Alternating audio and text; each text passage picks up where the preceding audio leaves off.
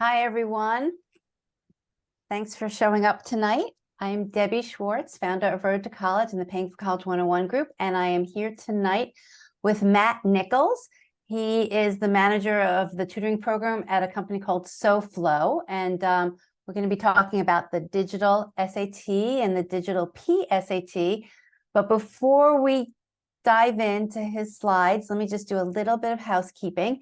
If everybody, if you don't mind sharing in the chat where you're watching from, particularly what year your student is in high school, because this, what we're going to talk about tonight, honestly, could potentially impact sophomores, juniors, and seniors. So just kind of curious to see what the makeup is of everyone tonight.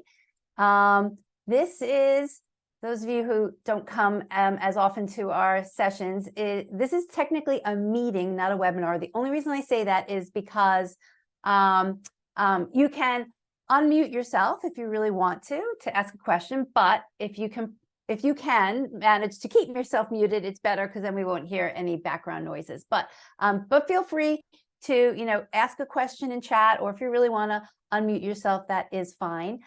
I will be watching the chat during Matt's slides. I might interrupt him to ask one of your questions that you're sharing in chat, or maybe just to clarify something that I think is important. So please feel free to put your questions into chat. We may not get to them at the exact minute you ask it, but we'll ask some of them, and we'll definitely come back at the end and go through any questions that we didn't address, and if you've got more questions. So I'm going to do one other quick thing. I'm going to stream this to Facebook if anybody wants to watch there. And maybe while I do that, Matt, if you don't mind introducing yourself a little bit about SoFlo, and then we'll go to your slides. Absolutely. Thank you, Debbie. And thank you, everyone else, for joining us this evening. Thank you for expanding your perspective of the changes coming to the SAT, as well as to what you can do, what we can do together to better prepare ourselves and our students for their futures. My name is Matt Nichols, as Debbie, thank you, warmly introduced me a moment ago.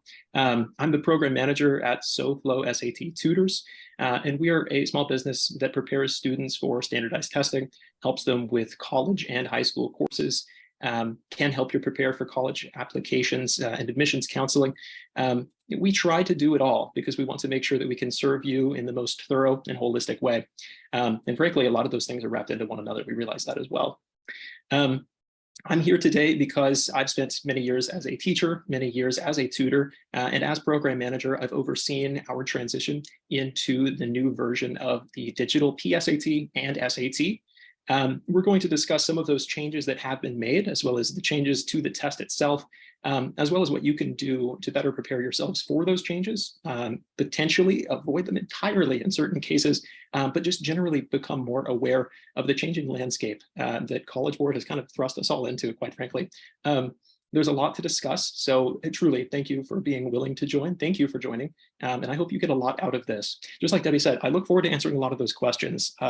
I realize that there's a lot of nuance and a lot of context to take into account with many of these points that I'm trying to make this evening. So I'll start general, and we can get more and more specific as time goes on. So Matt, do you want to share your slides? I'll do so, yes. Okay, and I'm just kind of scrolling through, and it's a good mix, kind of heavier on the juniors and the sophomores, but I did see a few seniors as well. So yeah, very, very much so. Here we are. And here we go. Okay, this is myself. So again, I'm the program manager here at SoFlo Tutors. That is actually my email.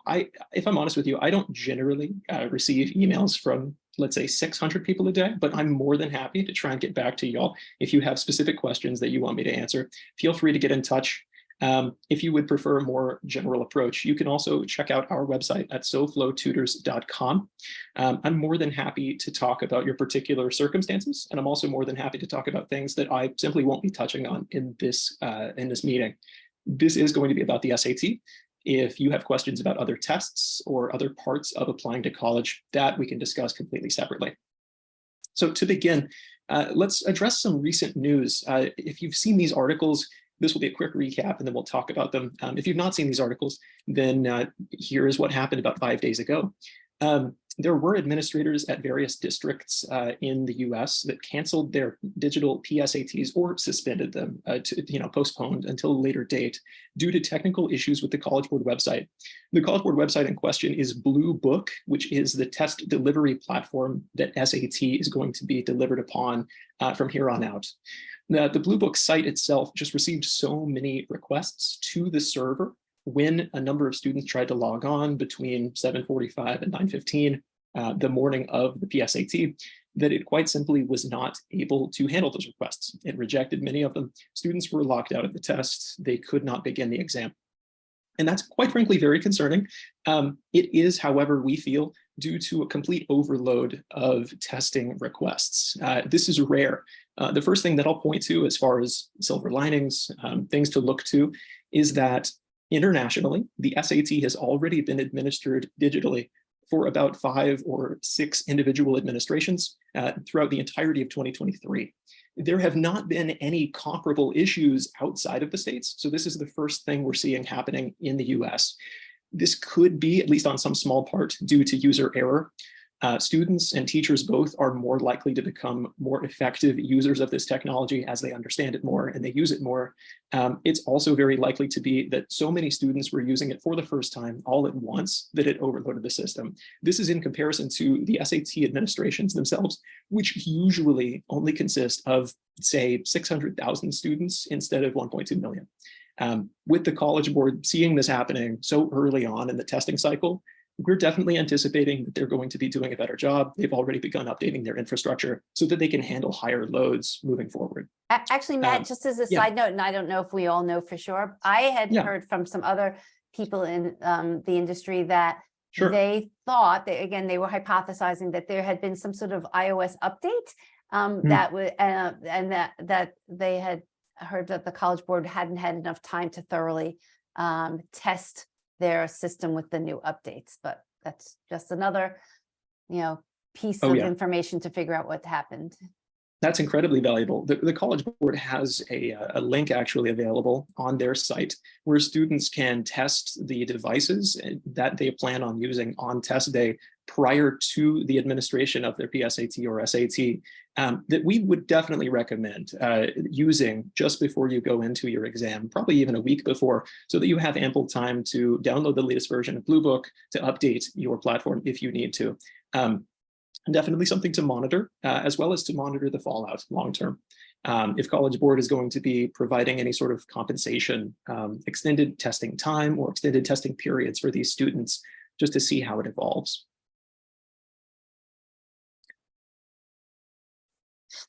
Okay, so here's an overview of this evening's presentation. What we're intending to do is provide the following. First, we're going to discuss the SAT as it stands today.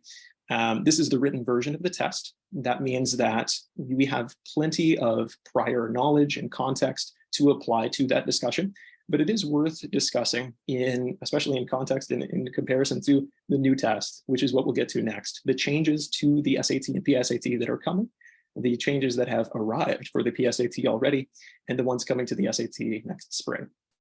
We're going to cover some international SAT scoring data that we have access to already. The test, of course, was already administered internationally, and so we do already have an idea of what might be changing regarding the overall scores, the distribution of those scores as well. We'll move on to how to improve your score on the SAT in the short term, in the long term, general tips, and even more specific tips regarding which test to take, whether you should take the written version of the exam, whether you should take the digital test exclusively, when you should begin your prep, things of that sort. We'll talk about the SoFlo method, how we can be of service to you, what we can do to help, because we can. And then finally, we'll have some questions at the very end so that we can get, again, more specific as time goes on, address your particular context. We'll begin like this. The SAT today is as follows. It is in fact still available. It will be available until the 2nd of December, 2023. You can, even after this meeting, register for the November exam for the next 5 days. That will incur a late fee because the official deadline was the 5th of October, and the late deadline will be the 24th, but you still may register if you choose to. And then December is open until the 2nd for regular decision, and then the 21st for the late deadline. The PSAT, of course, is already digital, and there will not be another written PSAT, but these are the final 2 written SATs. We'll talk about recommendations as far as who should be taking these tests, whether you should consider these exams as we go along this evening. Hey, Matt, there's a good question. I'm just kind of curious if you know this. Sure. Somebody's asking, have you heard anything from the ACT about if they will go digital? I think that we have heard from the ACT in that they're considering going digital in the long term. And I think that the SAT sort of sparked that. This almost feels like a Well, it's a standardized competition. testing competition is what I was going to say. That's perfect. I think the ACT is responding by choosing to wait a little bit while the SAT sort of shakes itself out. The SAT had originally planned, and this is what I was getting at a moment ago, they had originally planned to go digital several years back, and I think waited because of the pandemic is what the narrative suggests. And the ACT surely is doing the same, mirroring College Board at this point, but will be going digital as well. I think they've made that known. We don't have a timeline. That's the one thing we don't know just yet. Great question, I've got to say. So here's another overview. For some of you, this might be very elementary, and that's okay. The test is taken using paper and pencil. It tests concepts most appropriate for juniors and seniors, but it is open to all students. Generally speaking, we recommend juniors and seniors take the exam, and that's especially true in the current environment with the new test becoming available. All that said, it is open to everyone if you're interested or inclined. Results are delivered about 2 weeks after the administration. That 2-week period these days is a bit of a slow period, generally speaking. When we work with students and when students are preparing for the test, generally they wait those 2 weeks and do not receive further tutoring, do not continue preparing for subsequent exams. And I anticipate that might start to change just so that students can be finished with the entirety of their testing cycle a little bit more quickly. And we'll talk more about that when we get to the changes. Accommodations for the SAT today are available, such as the setting of the exam, the extended time, extra breaks as well. All of those and more are available for anyone with documented accommodations necessary in school. And if you present that to College Board, then you may have access to accommodations on the exam, which is very worth pursuing.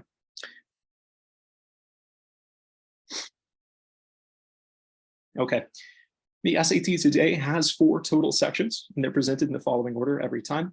There is a 65-minute reading section, 35-minute writing and language, 25-minute non-calculator math, 55-minute math with calculator, for a total of 195 minutes. That's including breaks. 3 hours and 15 minutes total is quite a lengthy exam, and that is something that's going to be changing. And that's probably one of the most welcome changes, quite frankly. High school students sitting for 3 hours is already a big ask. We realize that. And I think that College Board is completely in line with our thinking. The scoring is comprised of 50% math and 50% reading and writing out of a 1,600-point total. This is useful information. A lot of folks sometimes get tripped up on realizing just how much math actually goes into the SAT. It is worth keeping that in mind as far as making the right decision for you and for your student. Okay, the changes. So the changes are immediately apparent now that we've already been discussing Blue Book. It will be taken on a tablet or computer through Blue Book with accommodations still available. Those accommodations are going to look somewhat similar.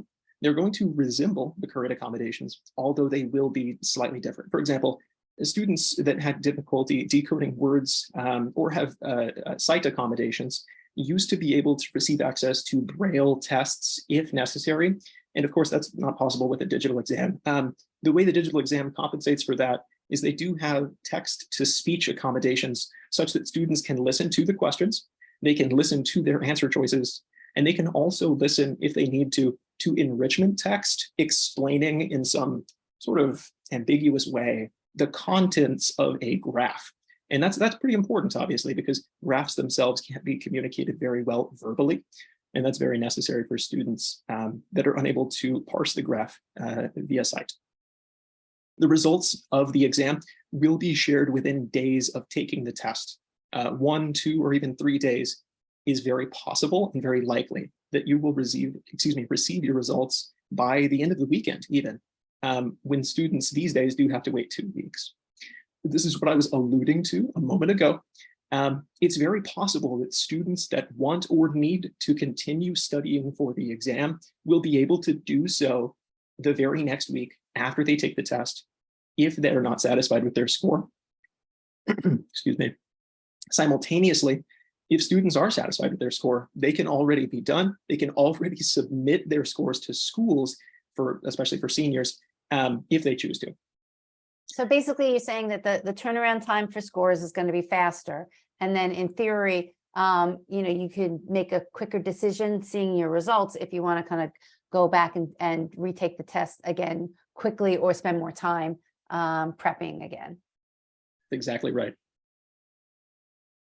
We see that as a big win, quite honestly. I think the College Board has been a fan of the word win as well. They've been saying, we see this as a big win for students. And I'm totally with them on that.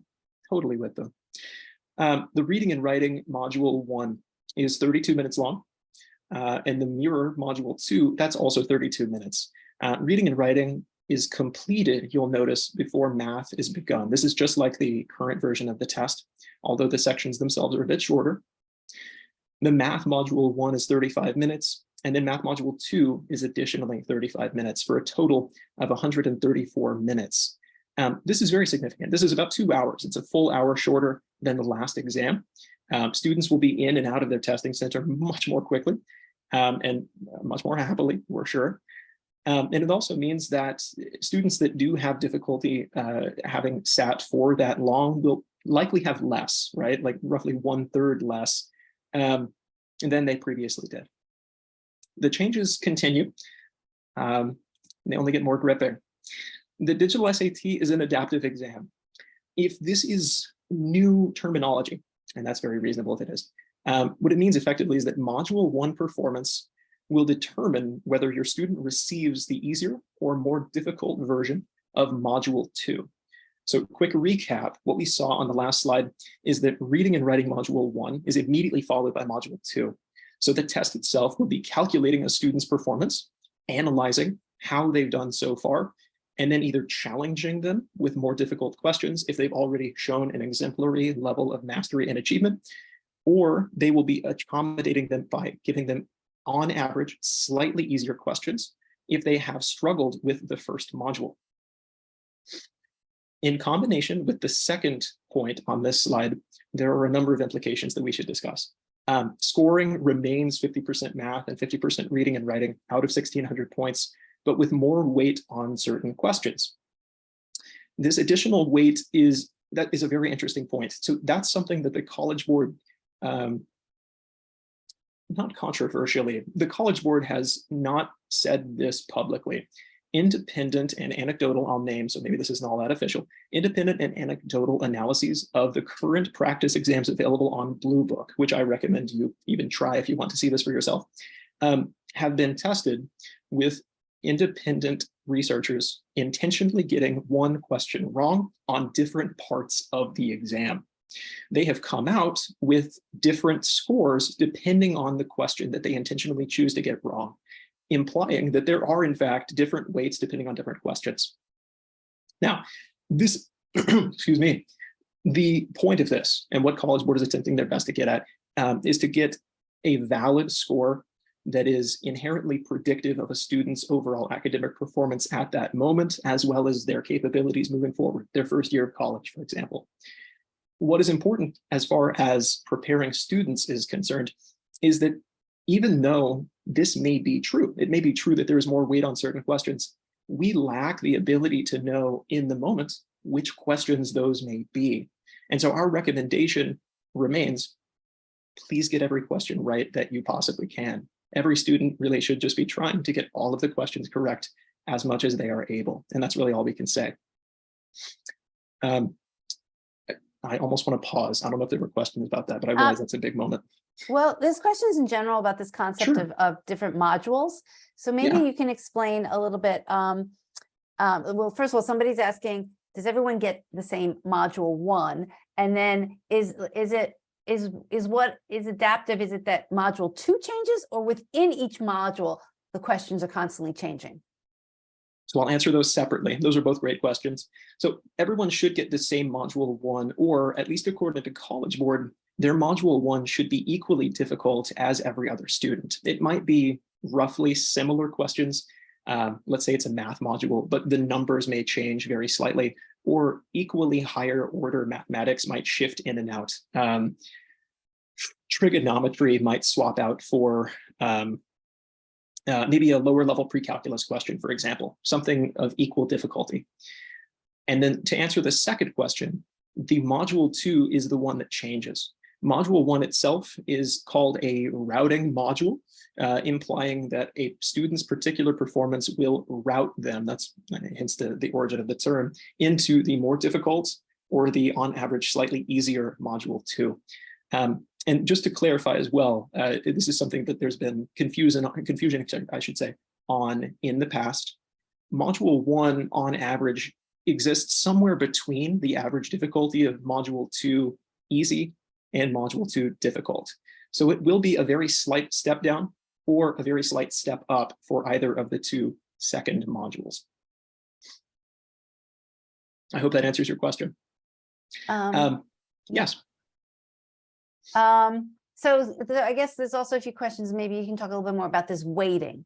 Is it that within each module, there could potentially be a different weighting for questions, or is it just like module 2 that might have the different weighted questions? Great question. Unfortunately, because this isn't directly from College Board, it's hard to know the exact answer to that question. But again, these independent studies have suggested that it's independent of the module. So there are some in module 1, there are some in module 2. The best explanation, and again, this is all independent, and this is anecdotal at this point, is that the harder questions in either module are weighted slightly less. They are more difficult, and so students aren't necessarily anticipated to get all of those questions correct. And so they take students' scores away at a lower rate. The easier questions predetermined by College Board do have a bit more weight early on. If students miss easier questions, for example, it's more likely, according to the system, that they should receive the easier module 2, which might lower their score overall, if that makes sense. And in terms of difficulty, are there different levels of difficulty in module 2? Like, is it just like easy versus, difficult, or is it like, moderately difficult, very difficult? Yeah, good question. So I think on average, College Board has just said that there are 3 levels of difficulty, and those 3 levels are just present in different mixes and different concentrations throughout module 1 and module 2. So module 1 has a very even mix of easy, medium, and difficult questions. And I want to mention as well, I hesitate to use the word easy. None of these questions are actually all that easy. Let's name that now. But as far as compared to the early stages of calculus that one might approach in their pre-calculus class, certain questions in Algebra 1 may feel a little bit easier to a particular learner. These questions exist in different concentrations when you enter module 2. The slightly easier module 2 tends to have significantly more easy and medium questions as opposed to hard. And then the more difficult module 2 has significantly more medium and hard questions, allowing students to continue being challenged at their own level, as well as continue achieving points, gaining their score, I should say growing their score, in addition to their own comprehension. So somebody asked a question kind of going along with what you're saying. So Yeah. Does that mean by default, if I'm a student and I get like the easier version of module 2, is there like a ceiling of a score I can get? Because I didn't get that harder version. So is that going to change like as the best score I could get? So there is, and the issue is that we don't know how hard that ceiling is, and we're still learning. So I want to touch on a couple of things here. First of all, there is a ceiling, and the easy way to explain that ceiling existing, because it is a bit counterintuitive, is that if you miss any number of questions on the first part of the test in module 1, you're not going to get a perfect score, right? And so not being able to reach that perfect score quite simply means that there is already a ceiling on your test. And that's the case in the written version as well. You can just think of it, I guess, a bit differently with the digital test. And then switching over, discussing the how hard that limit is, the ceiling, is that it's unknown at this time if you have missed just enough questions not to reach the higher of the module 2s, the more difficult module 2. If you are still able to get every question correct and edge up into scores, I guess, above students that have already received module 2 and may miss every subsequent question. It's not yet known if those two begin to dovetail in any way. I'm trying to do this with my hands because I can't draw right now, but effectively it's not known if that is a hard upper limit and a hard lower limit or not. There's also been a few questions asking if a student has taken like the paper version and has a score for that test and does decide to take the digital test, can they super score them? Will colleges super score those two different versions of the test? So I have a lot to say on this, and I appreciate someone asking. I want to get to this later, but I'll at least say now, College Board is saying yes. They're saying effectively the tests are the same, or they're close enough to be equally predictive of a student's ability. So super scoring would be fine. And unfortunately, I haven't asked any admissions committees about this. I feel like maybe that's the next question is, do colleges see it that way? Do they agree with College Board, or do they have their own thoughts on it? Right. So that's something we'll touch on in a little while. Okay, I think you should probably move on and we'll look at some of these questions a little later. Perfect, I'm happy to. We were in the middle here. There are a total of 54 reading and writing questions, and there's a total of 44 math questions. That's very significant. I'm going to go back just one slide. 54 reading and writing, 44 math. In total, there are 64 minutes devoted to the reading and writing section, and there's 70 minutes for the math section. So for the first time, there is significantly more time in each of these sections than there are questions to be answered. And that's very big. That's a big win for students as well. It allows them more time to answer their questions. It gives them fewer questions overall. The reading and writing combined used to have about 95, close on 100 questions. In the math section itself, just the calculator math in the written version of the test had 44 questions alone. So this is a big change. Students are going to have to answer fewer questions. They're going to probably feel a lot better about it. And it just means that they have a lot more time to think, to consider their answers, and to ensure that they are checking their work and they feel good about it. The last two here are that math modules are accompanied by a built-in calculator. I've put an asterisk here because you may or may not be familiar with Desmos. I went back and forth on including Desmos in this presentation. Desmos is just a browser-based online graphing calculator. It is incredibly effective. Some students love it already. Some students may have not heard of it, but we are beginning to recommend students use Desmos so that they can become familiar with the new digital tools available to them. If you haven't looked it up, feel free to do so after this presentation. It's very intuitive, and I think your students will find it intuitive as well. One more thing to note, however, is that if you've taken the SAT, or if you have had an older student that has already taken the SAT, or your current student has taken it, you might be familiar with the College Board's calculator rules. They are comprehensive. They are a little bit prohibitive, and more or less familiarizing yourself is to your advantage, but it's also to your minor detriment because there is so much to read and so much to understand. You can still have your student bring their own calculator if they choose to do so. This is still possible. It's still a reasonable strategy. There is just a calculator embedded in the machine right now. Understand that that's always going to be present.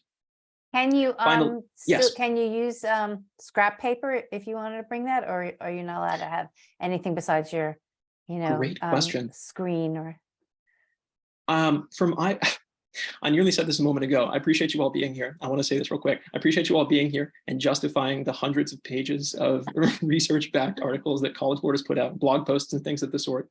I don't know if I've seen whether scratch paper is allowed. It genuinely has to be, but I'm sure it's similarly regulated, let's say. Perhaps there's no graphic paper, for example, allowed, that sort of thing.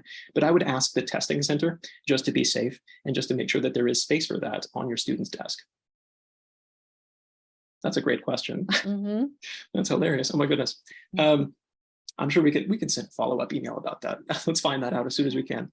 The reading and writing passages are shorter than 150 words. This is big, and this is going to lead into our next slide. If you did take the SAT, if your student has already taken the SAT, then this is going to look familiar to you. This is a passage from the written version of the SAT. It is, as you can see at the top of your screen, it is meant to be used for all of questions 21 through 30. It's 10 questions that students will need to answer using this passage as evidence. Command of evidence is a critical skill that students are demonstrating when they take the SAT, and that's still relevant. But instead of having to memorize this entire passage, or at the very least, become intimately familiar with it before they move along, this is how the new questions look. This is one question with one, I'm going to say passage. I'm going to put that in quotes because this is only 150 words or less. I'll admit I didn't count. And these questions on the new version of the test are discrete, meaning there is one question with each passage. It's a massive departure. Students, by and large, love this.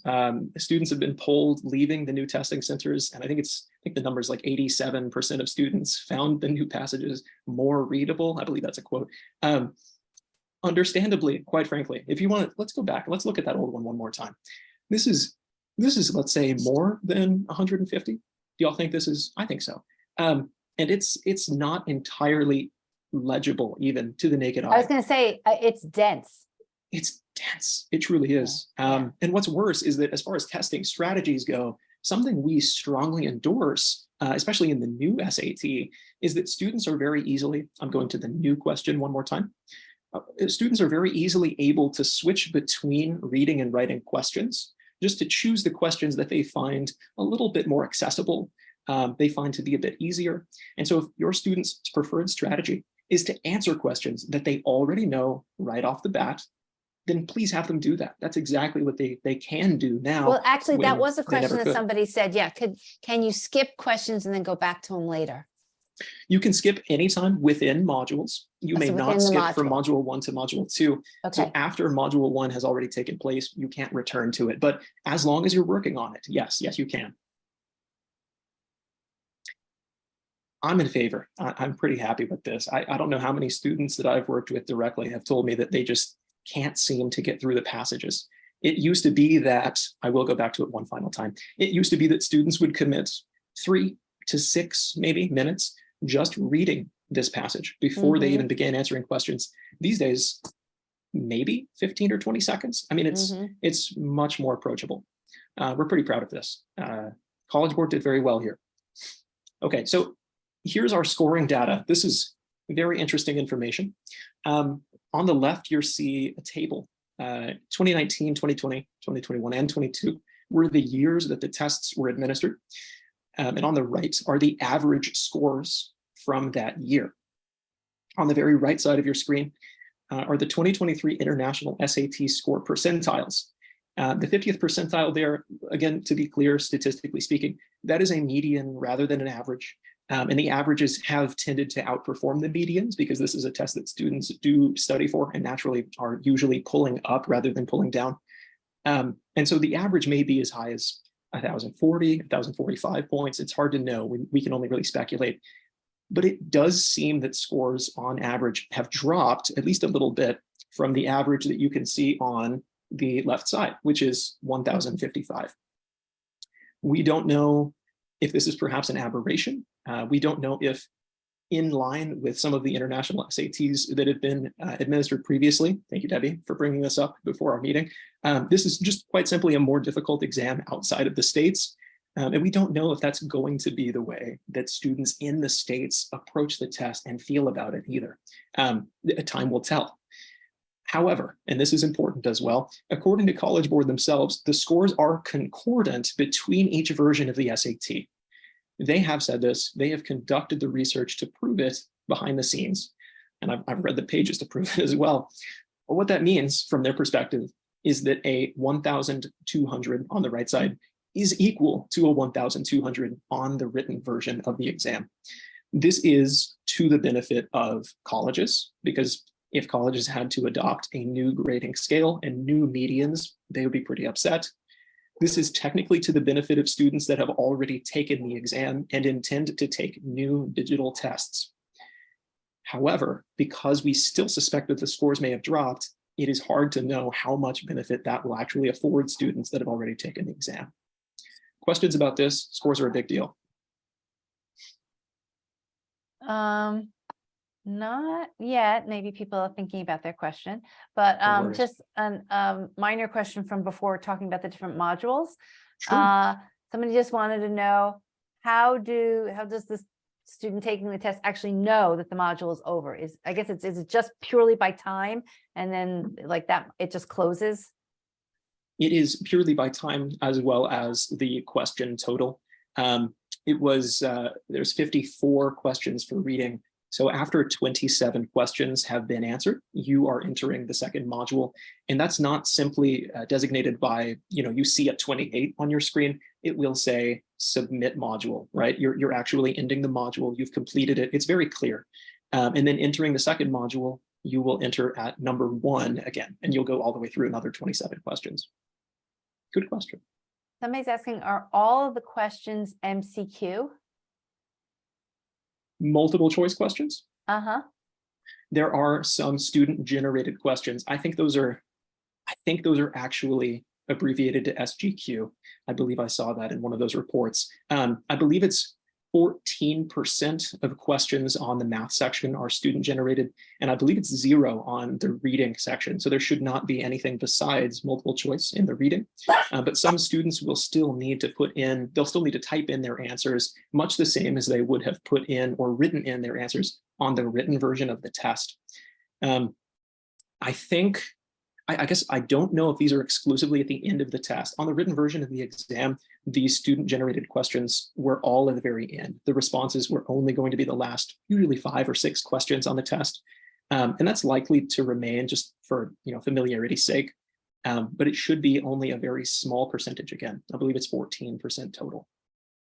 So somebody is asking, and we discussed this earlier before everybody got on, is there a difference between the average international SAT scores versus the US? So according to I am based in the United States, according to some international experts, that has been the case previously, is that international exams are more difficult, generally speaking. And then Debbie, I don't know if you wanted to just touch on this yourself, since you had that story. Yeah, I mean, this is why we have Matt here, because I'm not a test prep professional. I'm just going to share information that I got talking to some other test prep people about the international versus US tests. And this was new news to me, that even in today's version of the SAT, it does tend that the international SAT tends to be harder, or the scores tend to be lower. And this professional was telling me this in context that he was actually based overseas, and he's had students sometimes fly to the US to take the US version, knowing that they will do better and get a higher score. So there does seem to be a difference. I would say the same. And again, this is also anecdotal. When we're working with families, we have had many instances of families based internationally that have chosen, especially this year, just because the test has changed outside of the States, but has not yet changed in the US, have flown to the States, usually during summertime when kids are out of school, for about a period of a month and a half, so that they can study for and take the written version of the SAT in the States, not have to worry about it changing, and not have to worry about receiving scores that might be affected by differences in test rigor or simply, testing volatility. Frankly, yes, every test does change. You can see even on the left side, 59 to 51, all the way back up to 60, down to 50. It could change by as much as 10 points per year, sure, but changing by roughly 25 points on average could be a significant change. And again, we will know more in March. Great questions, by the way. Yes. Matt, there's a question, and this is maybe from earlier, but a few people asked, okay, could you talk a little bit about, can you use your own computer? Do you have to use the school's computer?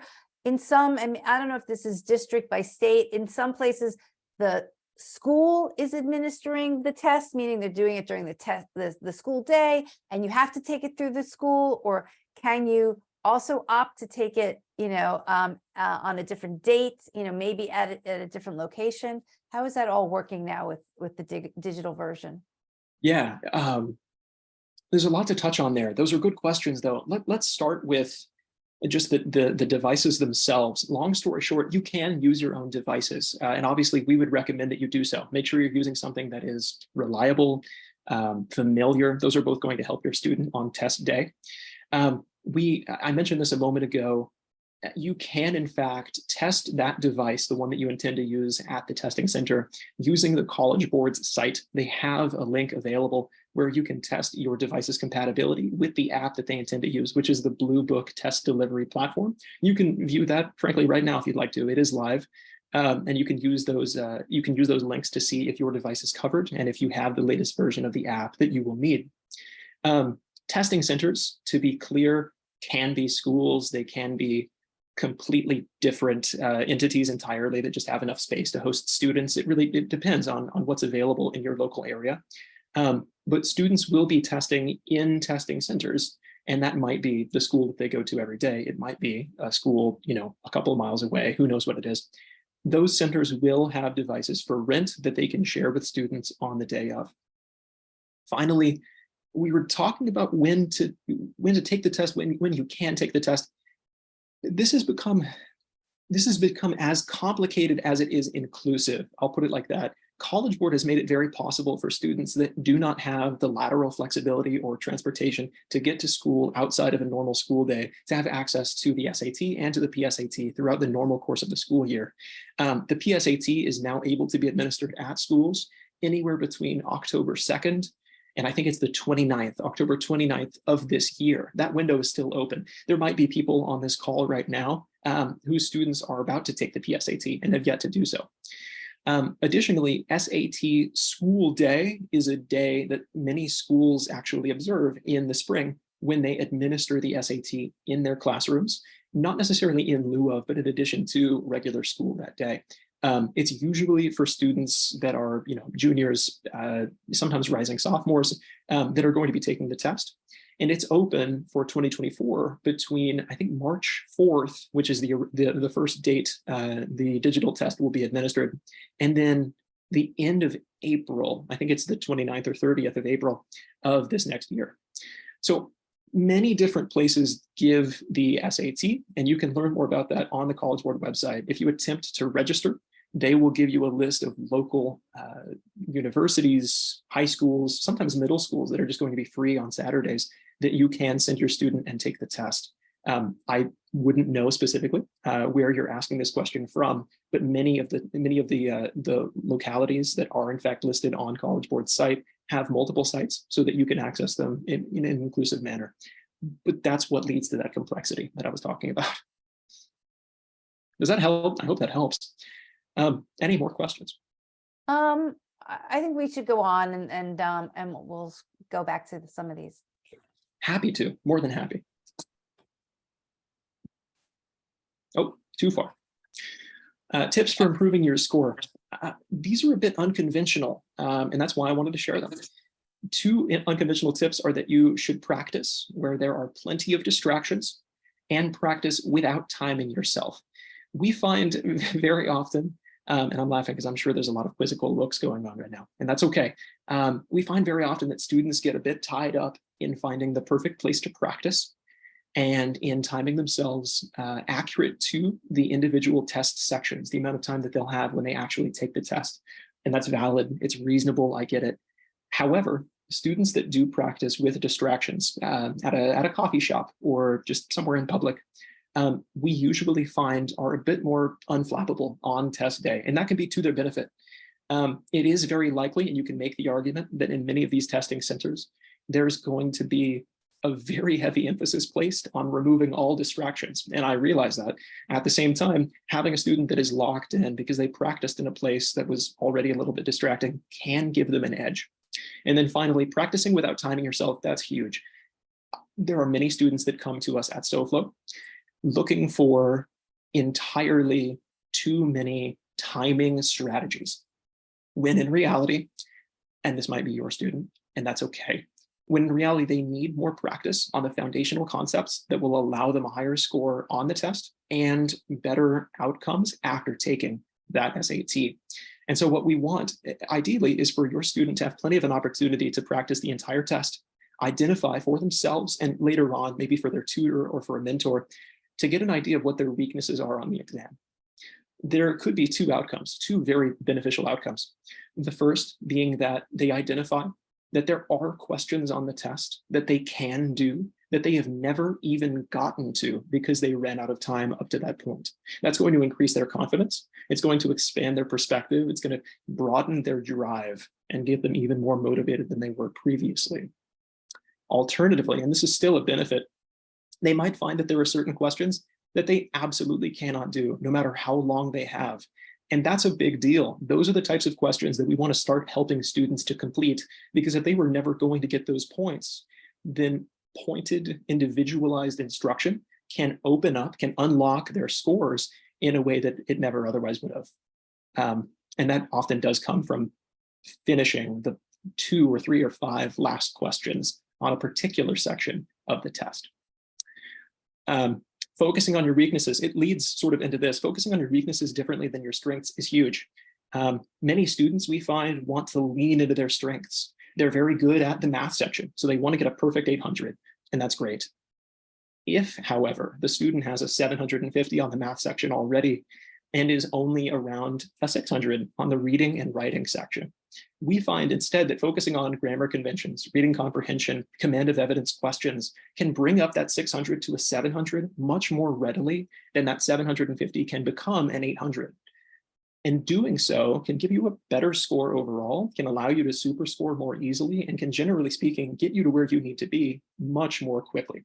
And then strengths on their own, if they are your strengths, of course, yes, lean into them, and lean into them by speeding up as much as possible. The areas of the test that you just get without any concern at all, try and do them as quick as you can, quite honestly. If you can have the automaticity to complete those questions accurately every time, then you will have so much more time for the rest of the exam.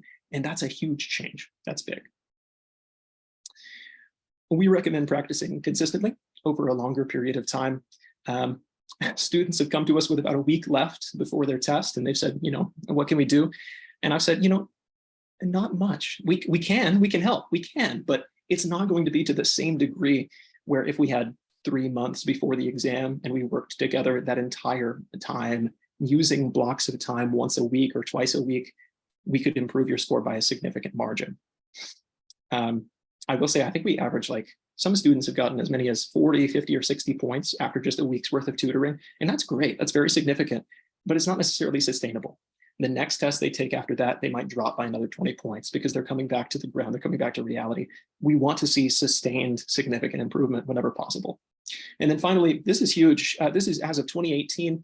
According to the College Board, 63% of students in the class of 2018 improved their SAT score by taking the test more than once, averaging 40 points higher. That's on their second take. That's after having taken the test just once.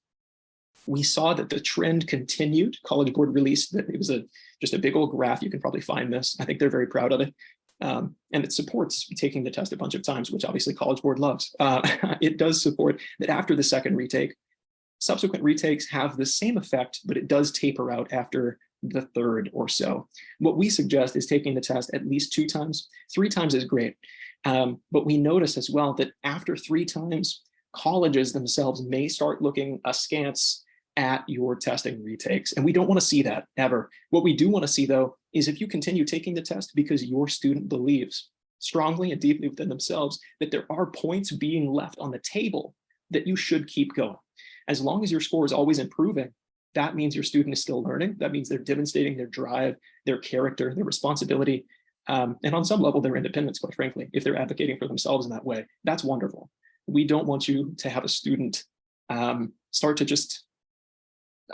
stagger. What's the word? Start to stutter, basically where they top out. We don't want to see that happen. That's a lot of info. I want to pause for a second. There's a question that kind of goes back a little bit, back to the modules.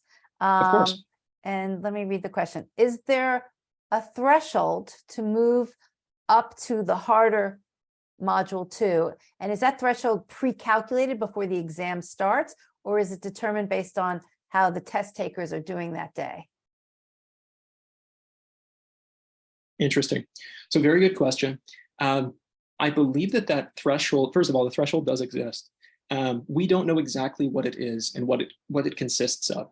The threshold it comprises a mix of different types of questions. We mentioned earlier in this meeting that there are easier, more medium, more difficult questions on module 1. And as far as we're aware, if you miss a few questions that are rated either medium or more difficult, you can still access that module 2. You don't need to have a perfect score on the first section to get into that second section, but we're not exactly sure where the line is. So the reality is the more questions that you get correct, the more likely it is that you're going to end up in that more difficult module 2. And because of that ambiguity, this is why I mentioned a moment ago, it's been a few moments now actually, but I mentioned earlier that there may be ambiguity as far as getting into module 2 and then finding your way down by missing a number of questions. Simultaneously getting into module 2, the slightly easier module 2 on average, and then answering every question correctly. It is currently unknown if they would end up above where a student otherwise would be if they received the more difficult module 2 and then missed a number of questions in a row or missed all of the questions. So that threshold does exist. Unfortunately, it has not been fully quantified, and it does go back to what we discussed earlier as far as students that go into the test with even this context, even the context of this meeting right now, it would be hard for them to identify exactly how many questions and which questions they should be getting correct. So we can only endorse practicing as much as possible and getting every question correct. There's a good quick question here. Sure. Somebody's wondering, is there any sort of timing warning, during the test, 5 minutes left? Now that it's digital, they could kind of do that. I don't know if they are. Yeah, I think that has been implemented on other exams. I think that's on the GRE. I believe that's on the LSAT as well, which has been, the LSAT Flex has been administered digitally. I don't know if there are warnings, but I do know the clock is visible. And the one thing I was actually wondering about this too is whether or not the clock can be hidden. I realize that can put more pressure on certain students. And if it's not a possibility, it may be worthwhile for students to start practicing either while looking at a clock to familiarize themselves and to normalize the practice, or starting a clock and then just choosing not to look at it for the entirety of their 27 minutes to the entirety of their 32 minutes. That is a very good question. And I realize we've been talking a lot about the module 2 relative to math, and I can't honestly remember if you said earlier on, is there a module 2 is there an advanced module for English and writing? Yes. So module 1 for both reading and writing and for math are both referred to as these routing modules, and they will lead you into either the more difficult on average module 2 or the easier on average module 2, both for reading and writing and math. Yes.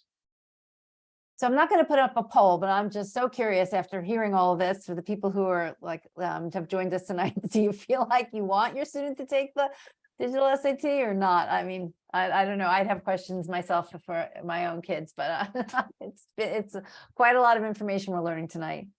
And that's fair. I think it's appropriate that maybe we get into some of the recommendations in that case. So which tests to take and when? Long story short, if your student is a sophomore, let's pump the brakes. Let's take our time. Your sophomore has any number of months at this point. Pick a number. It could be 8 or even 10 months before they really need to start thinking about the test. And we recommend just letting things kind of shake out as they are. We can talk more about that as well as far as how they can prepare now and whether now is a good time to start. But let's move on to juniors, at least for the short term. Juniors that have not taken the SAT at all, you have a couple of options. You can do the same thing as sophomores, knowing that you can take the SAT next summer if you choose to, giving yourself 1 or 2 administrations. Or you can take that March test if you want to start early on next year in preparation. Alternatively, you can consider taking the written test in December. We still have another month to prepare for that written examination. And it may be to your benefit to have the flexibility of having a score on file that you've prepared for, to either decide whether to continue at all, or to be pretty happy with the score that you've already received. Those are definitely available. They're definitely valid. For juniors that have already taken the SAT, I would strongly consider taking the November or December written exams. I would strongly recommend considering. The November test, of course, is coming up very soon. I don't mean register late and take the test at all costs. That's not what I mean to say. If your student has already been taking the tests, maybe they took the test a month ago, or maybe they took the October test and they've still been studying ever since, November is a perfectly valid option. And then December is a very valid option. Knowing that they already have a test on file, they can super score into a higher score in December. December might be the sweet spot for your junior that has already taken the SAT. And then finally, seniors. I assume most seniors have taken the test already. The reality, though, is that they won't probably be taking the March test. That's after a number of decisions will have been made. Schools are going to be rolling out decisions over the next several months. And while they are still likely making their decisions and will be until the end of the year, November and December might be valid options in case you're interested in petitioning to update your application and submit your score even after you've submitted an application, or you're still getting your materials together, which is totally reasonable. We definitely do recommend preparing for the SAT for about 2 months before your first test. That's a general recommendation. I should name that. If you don't have 2 months, if your student hasn't taken the test, but you really do want to take that December exam, feel free to do so. Understand that you will see, if your student starts now, you will see some improvement on their score from your most recent PSAT or whatever else. But it does really come down to the decision you make after you receive that December score. These are very serious decisions, we realize, and considering the atmosphere of this meeting to this point, it might be scary to think about the first administration of the digital test, but understand that we've resolved at this point the technical issues, and as well as having had, I guess, the entirety of 10.5 months at this point for companies like ours to prepare for the digital test. We know what's coming. We can help your students if you feel that they need that. And there really is nothing to fear other than significantly shorter reading passages. We shouldn't be fearful, really. That sounds awesome. So any number of students will be taking the March test anyway. There's no issue being among them, truly. Do we have questions about these? Yes, so somebody is asking me, and maybe they're just summarizing it. They're saying, if they have a junior, would you recommend taking the December as a first attempt? Because, so I'm assuming this is a junior who hasn't taken any tests so far. Right. Would you recommend taking December as the first attempt and then take the digital? That's going to be their only other choice in as a second and third attempt next year. So I guess the question is, if you have a junior and they, should you, I don't want to say push, but should you encourage that they take this last paper and pencil test? And then I guess they can decide whether or not they want to go on and take a digital version next year. Sure. I think that there's a couple of ways to approach that. I think that's a valid way of approaching your test taking journey. I think that your test cycle is going to be a very successful one if you're looking that far ahead in the first place. If you want to have your junior take that test, what we would suggest, and the way that we would actually counsel your student if you were working with us, is to take a diagnostic SAT, see where your student is right now, and see if that score resembles in any way the score that they want in the long term. And if you're close, or if you're within 50 or 100 points or anything like that, I would say take that December test, get that on file, see what happens. If your student overperforms, you might be happy and you might never take the test again.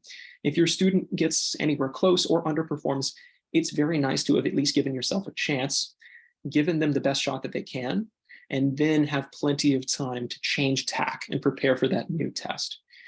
There's no downside to having, just to be clear, there's no downside to having a lower SAT score on file if your student continues to take the exam.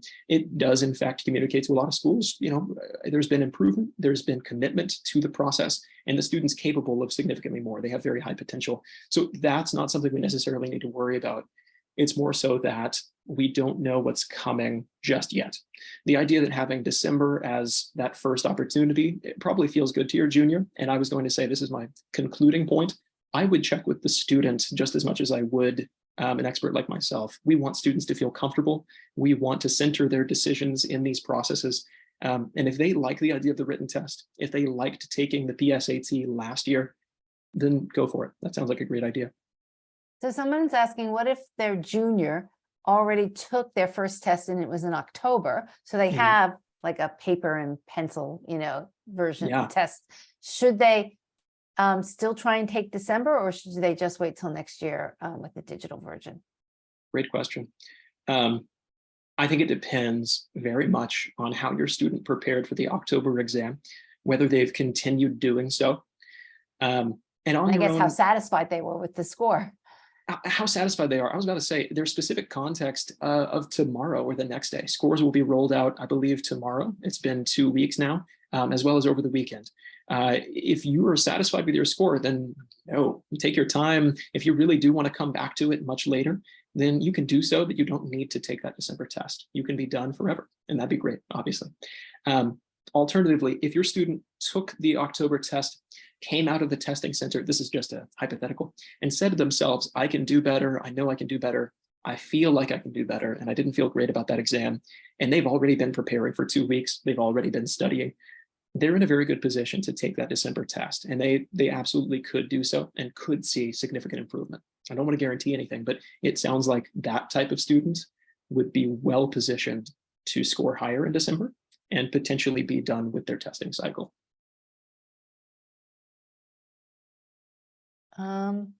Okay, this is not a question about the dates and when to take it, but it was a question that I don't really think we've answered earlier about for the digital test, both the PSAT and the SAT, do you get copies of the questions? Like, currently there are certain tests where you can order the actual question and answers. What do you know about that going forward? Yeah, I think for a moment we talked about this, Debbie, before we started the meeting this evening. And unfortunately, I'll give you the short answer and then we'll get into it. The answer is no. College Board wants to reuse some of the questions from test to test. And that may be from your student's administered test and then your student's subsequent administrations of the test. It may be from an entirely different student's test here. And then your student might take that question the next time they take the test. And what's significant about that is College Board is no longer going to be releasing full-length question and answer service back to SATs. They will not be making those available for private purchase, and they will not be sending them to students. They've compensated, they feel, by sending out score reports, pretty comprehensive score reports of what your student is doing right and wrong in various sections of the exam, as well as their long-term outlook on potential based on the skills that they've demonstrated mastery in when they take the exam. And while that sounds great, a lot of us are just kind of hoping we can see those tests. Unfortunately, that's not going to be possible. The way that we will see the tests, the way that we will practice, is you are able to get access to practice exams via the Blue Book app, even now, if you'd like to, that are created intentionally for practice. They are practice digital SATs. They are the real thing, but they are created for practice from the College Board. And these are first-party exams. They're just not official administered SATs, which is what we used to have access to. So actually somebody is asking on a digital beta test, their student did well. So how accurately can they take that performance on these digital sample tests right now? According to the College Board, and I say that because I think we should take that with a grain of salt. Those are very predictive of a student's capabilities. If your student felt very good about it, let's say they're in the high 1300s, 1400s, maybe even the 1500s, they should be fine. They really should be fine. As far as individual score volatility, there have been anecdotal reports from international students that have said that the tests that they took for practice felt easier than the eventual tests that they took when they went into their testing centers. We do hope that that's an exaggeration.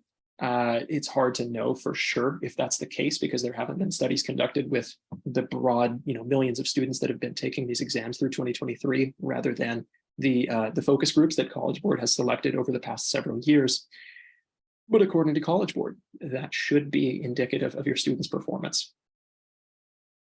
And where can somebody get a sample digital test? Yeah, go to Blue Book.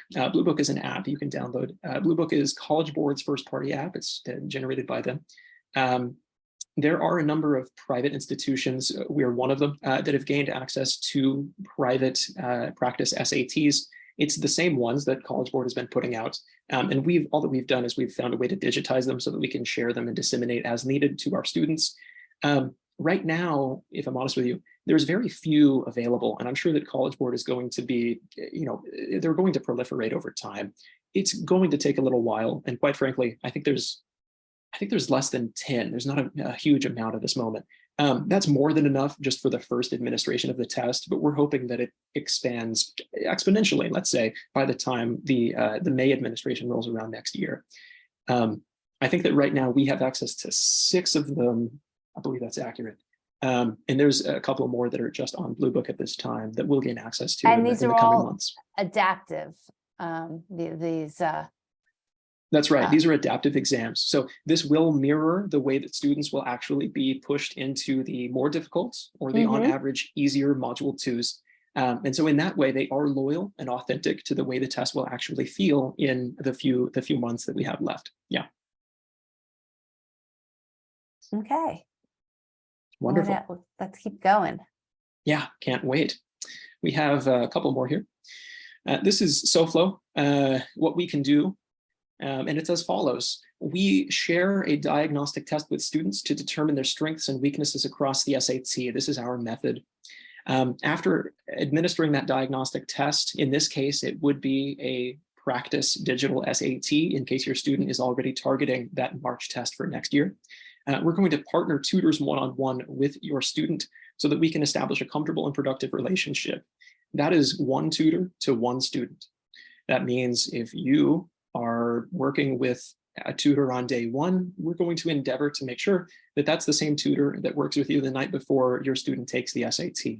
We feel that's very important. We realize as well that that can be intimidating if you're looking at that with a very slightly more cynical view, and I get it if that's the case.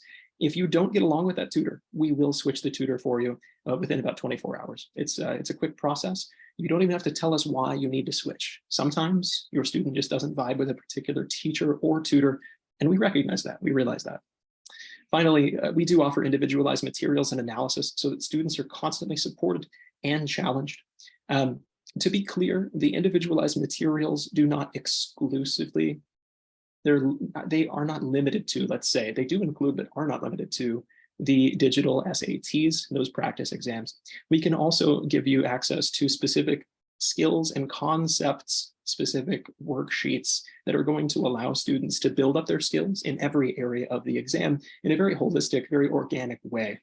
When we meet your student right where they are at their current level of achievement, we're going to build it up as much as we are able by using those individualized materials and attention. Finally, over here on the right, we are offering our services at a sale price of $75 an hour for core tutoring and $100 an hour for premium tutoring. The difference being our premium tutors are those that have been with the company the longest. They have the most tenure. They have the highest score improvements on average. Anywhere between usually 3 and 5 years they've been with our company, and they do have additional experience outside of our company. Core tutors are truly exceptional. We have a very rigorous hiring process, but the reality is they are still putting together their first couple of dozen students, and we will raise them to premium in time, but we want to give them at least usually 1 or 2 years at that core rate before we elevate them. Thank you all truly so much for your time. I'm happy to transition into a Q&A at this point. I see in the chat that there are 99 plus messages. Yep. So I realize there's a lot we can address. I'll close the presentation as well. Stop sharing real quick. So, Matt, we've been focusing a lot, obviously, on the SAT, but the reality is, do you guys also tutor for the ACT? So, I don't know if you want to talk a little bit about that. We've been primarily focusing on the SAT tonight because there's a limited, time left if your student wants to take that paper and pencil version. And we just wanted people to better understand the digital so that you could make this decision, because the decision is coming up. Absolutely. The emphasis, I think, very naturally has been placed on the SAT, and I agree. That's really what we've been talking about this evening. But we do tutor for the ACT. In fact, we love tutoring the ACT. It's a bit more niche. Some folks may even be asking, what's the difference? Like, what makes the ACT so unique? Let's be clear: the ACT and the SAT are very similar. Obviously, they are both standardized exams meant to predict a student's capabilities as they enter college, as they transition out of high school. And they're sort of the current moment of their achievement.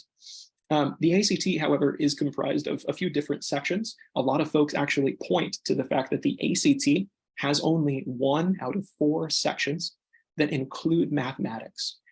A lot of folks jump at that opportunity and they say that that means maybe the ACT is perfect for my student. They struggle in math. And while that may feel appropriate, the ACT is a bit more nuanced in that it is a bit faster paced, and that can be a little bit more challenging for students that already struggle with mathematics. And the ACT's math level is at least a little bit higher than the SAT. The ACT challenges students at a very high level of trigonometry and early calculus, which students aren't always prepared for, especially if they already have some math difficulty. Regardless, we can help you figure that out. This is how I'll conclude. We do have diagnostic tests for the SAT and the ACT. And we also have a combination diagnostic for students that really aren't sure which direction to go. We include parts of each of the exams to help students find their way, and we're more than happy to share that with you.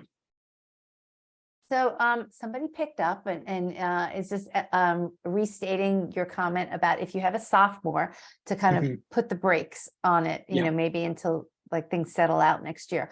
But Sure. Do you have any recommendations on what they could be doing during this time to maybe even build up basic skills that could be used, or, or making sure that they have the foundational skills that that should be in place?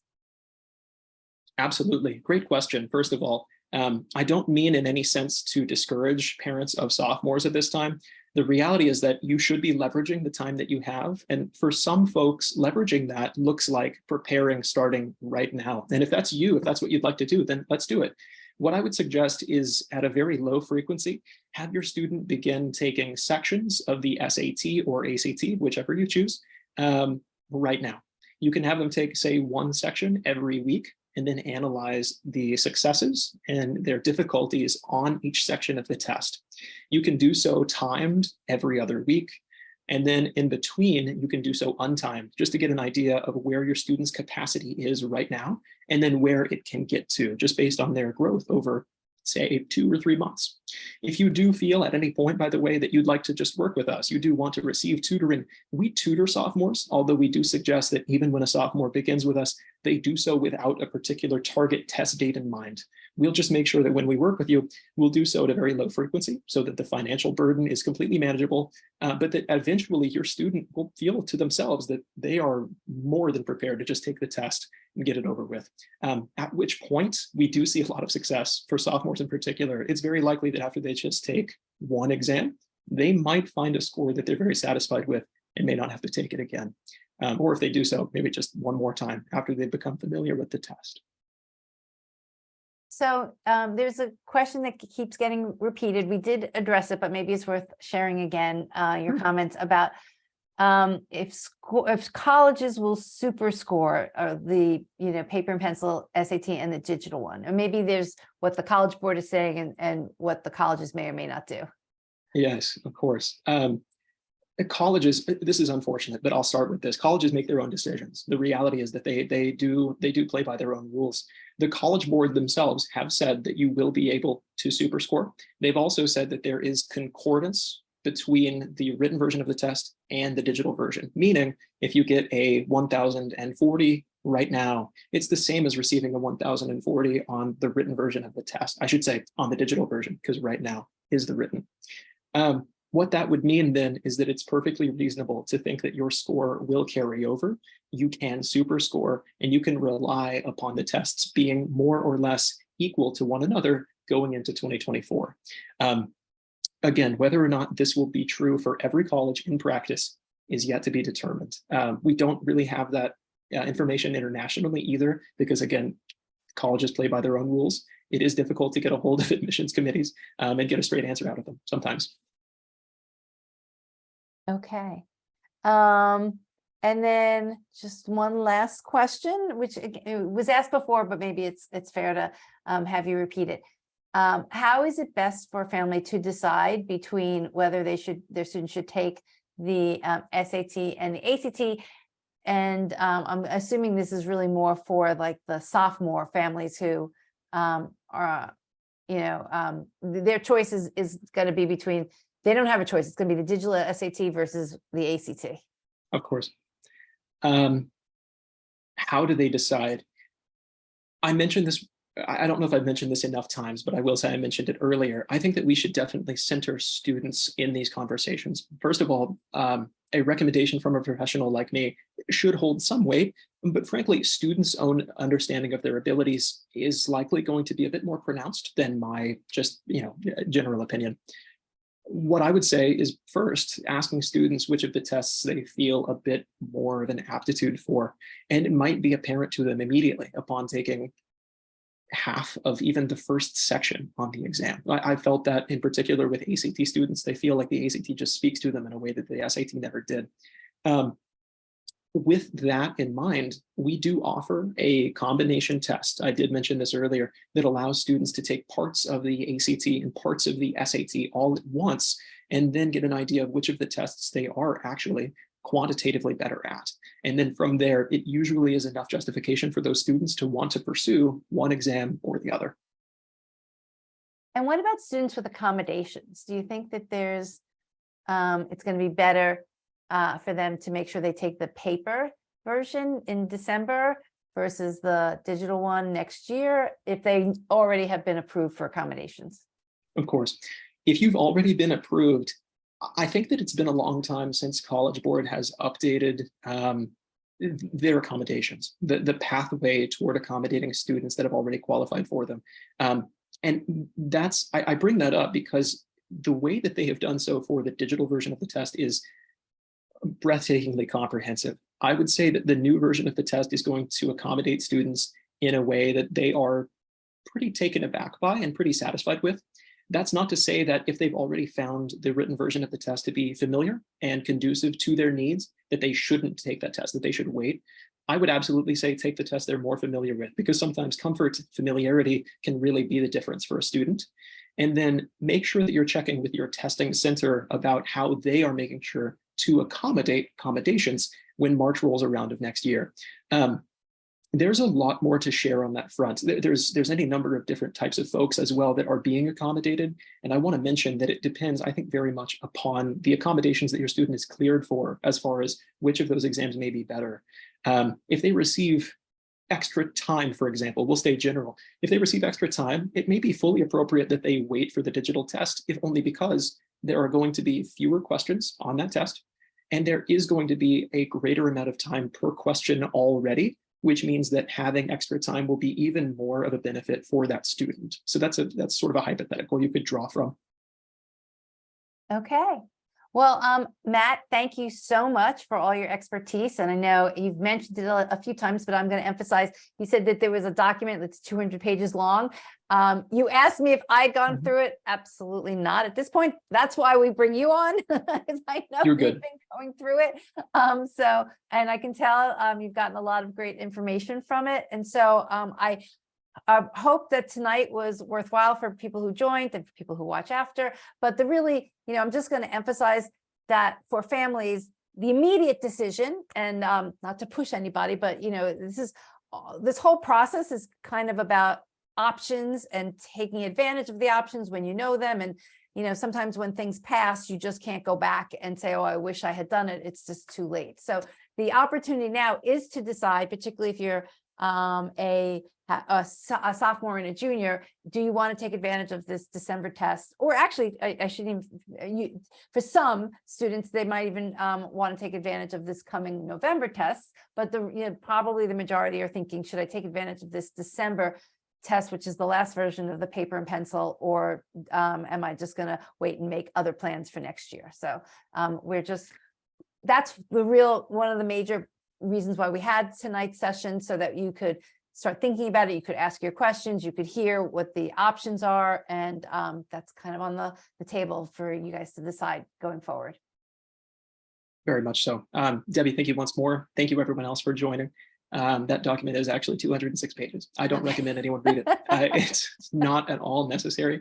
I did hit the high points today. And if you want further information, I think you're on the right mailing list to receive more. I think you're all Yes, good. and what I was going to say is, you guys, if you do have any questions about, test prep and particularly getting prepared for the December test, you should reach out to SoFlo. We will be sending some follow-up emails with both the link to this recording and with the link to Matt and the SoFlo website. And again, I just encourage you, if we didn't answer a question tonight, or you think of more questions, to definitely reach out and ask them. They will be extremely helpful, as you can tell.